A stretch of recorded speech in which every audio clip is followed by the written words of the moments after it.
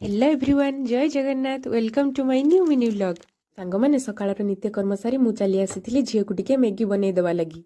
प्रथमे gas on करी pan बसई नहीं पैन टिके गरम होगा पर तेल टिके दे जीरा गोटा जीरा छाड़ी देथिली गोटा जीरा पर पियाज मध्य ऐड करी नहीं आ पियाज टिके मौली जिबा परे मु काटी रखिथिबा आलू को मध्य पकई देथिली तापरे टिके लंका गुंड ऐड करथिली तापरे टिके हळदी गुंड लूण स्वाद अनुसार पकई देथिली अनुजाई नुण हल्दी पकई सारा पर टमाटो ऐड कर टमाटो खड़िकार टिके डांगे नहीं आलू टमाटो भल भाव टिके कषि हो गला